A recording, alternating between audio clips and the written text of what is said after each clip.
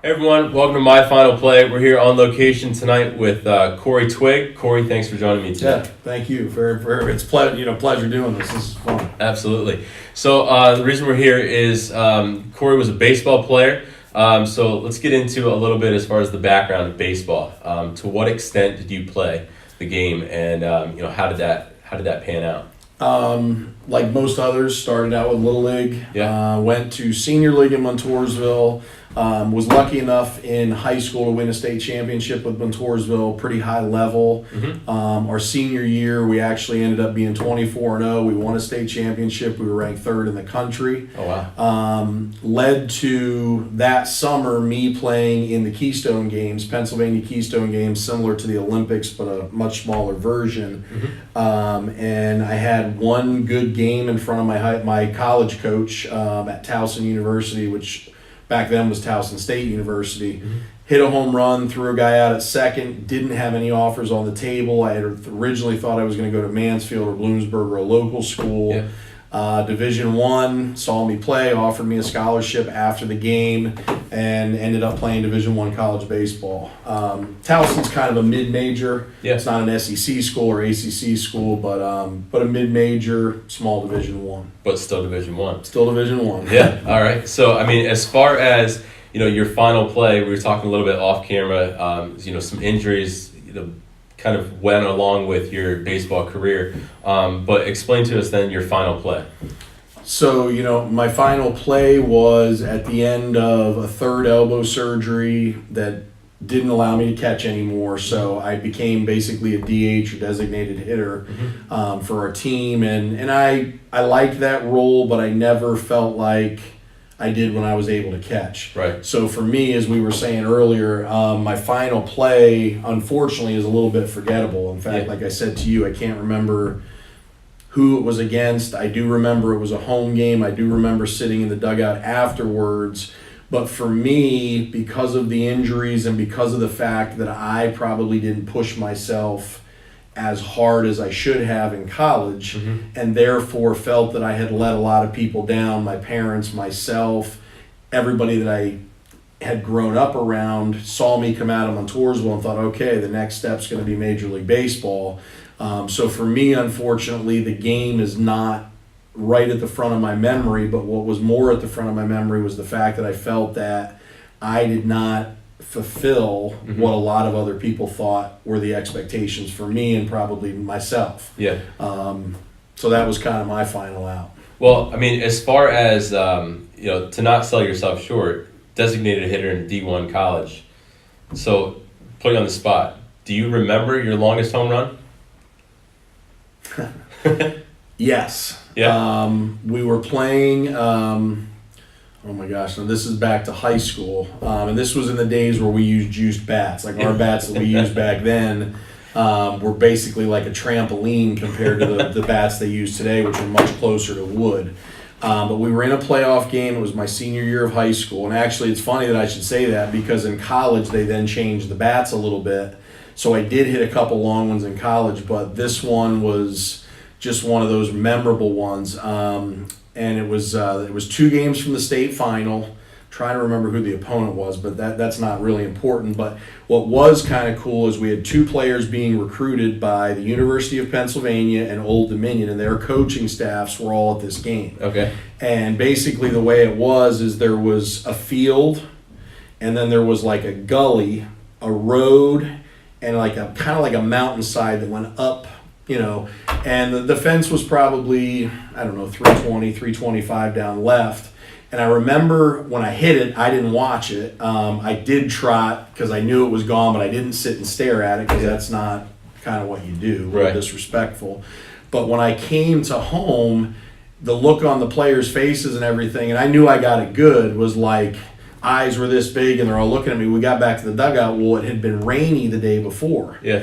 And basically the ball cleared the fence, the gully, the road, and about a quarter of the way up this mountainside, basically the ball lodged into the hill.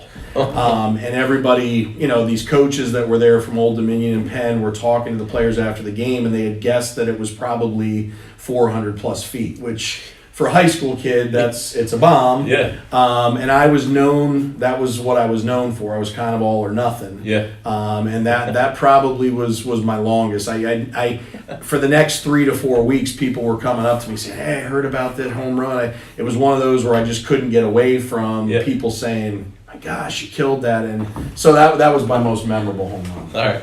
So, you're sitting in the dugout then, end of the game. Now, did you have 4 years there or 5 years? I ended up spending 5. I redshirted for surgery my freshman year, and then that allowed me to play my 5th year as a redshirt senior. Yeah. So, was it right then in the dugout that the emotion kind of took over? It wasn't, because I felt like I couldn't get out of there fast enough. I just felt like I'm going to go home, and in Montoursville, everybody's going to say, "Hey, how'd your career end? Are you going to get drafted? How'd the year go?" Yeah. And at that point, I think I was already resigned to the fact that I was moving on with my life, and I was thinking about being a teacher at that point. So I don't think it really hit me probably until I got home, and I had to look my mom in the eye, and my mom was obviously proud of me, but I knew deep down inside of me I didn't quite get everything out of myself that I could have. Yeah. So for some people it's a bittersweet ending, and for some people it's a fantastic ending. Michael Jordan makes the final shot of his career. Mine wasn't like that. Mine was more, what could have been, unfortunately. Right. Not because of my decisions, but probably more to my work ethic. Yeah. Now, I mean, with that and, that what could have been aspect or the mentality, how have you taken that into what it is that you do today? And what is it that you are doing today? So today, I mean, obviously my first job and my true job is teaching, Mm-hmm. but I've also become a pretty well-known high school coach in the area. Mm-hmm. I coached 12 years at Montoursville, left, ended up coaching a year at Hughesville with Casey Waller, who you already have talked to. Coached a year with him. I went to Williamsport for a year and I coached there, and now I'm back at Montoursville as an assistant. And I think the thing that I took from my experience and my last play was that as a coach, I'm someone who's never settled. I don't feel like I take a back seat to anybody. I'm not saying I know more than the next guy. I'm not saying I'm a better coach than the next guy. Mm-hmm. But I think anybody that talks to anybody who's ever played for me, I think they'd be hard pressed to hear a player say that I didn't give everything I had. Yeah. Every year that I was a head coach, I've looked my seniors in the face, whether it was the 2006 loss in the state final, which was brutal to go through after having a great season, or the season we got beat by a 1-15 team and we were favored to go into the state playoffs and we got beat in the first round of districts. But I never in 12 years looked my seniors in the eye without bawling my eyes out. Yeah. It's a little emotional even now, but just because I pour so much into what I do, Right. and that's so much different than what I did in college. In college, I would go take extra BP once in a while. I would show up and get extra once in a while. Mm-hmm. When I coached, I was always offering extra BP. I was Right. offering extra hitting, extra fielding, whatever it was, and I never missed. Yeah.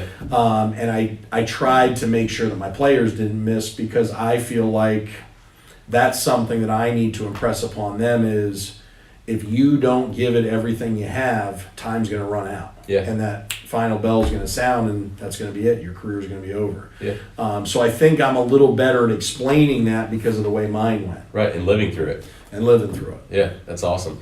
So, as far as that passion, you're saying that for the coaching, for the game that you've had, the passion for the game has always been there. But when would you say would be the breaking point or the turning point of when that passion for the coaching really took forefront?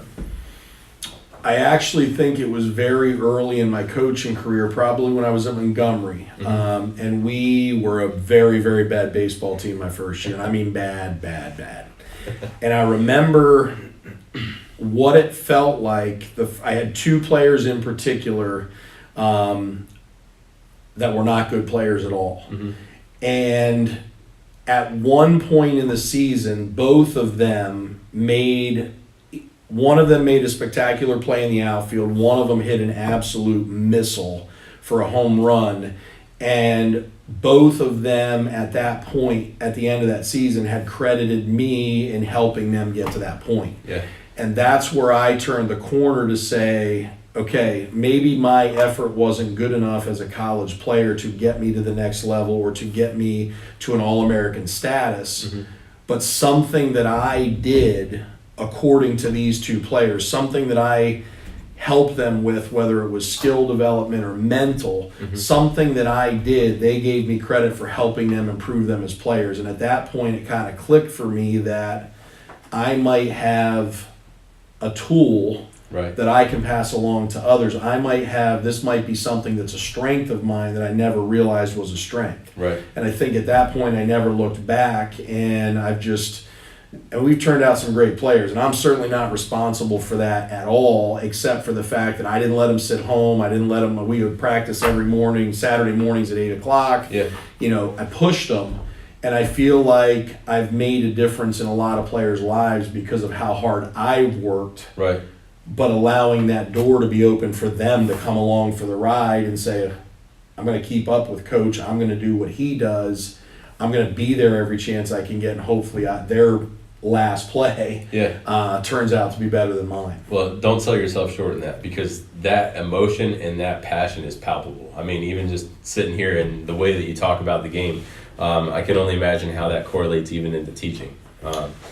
I mean, it's definitely an attribute that you have. And like I said, I mean, for me, and I don't know, and I never, like I said, as a player, I could never get myself as motivated as I can get players motivated. I don't know what it is. I really don't. Like, I can't preach to them that I was the hardest worker on the field, that I was the guy who was in the gym every day, who was at the extra batting practices.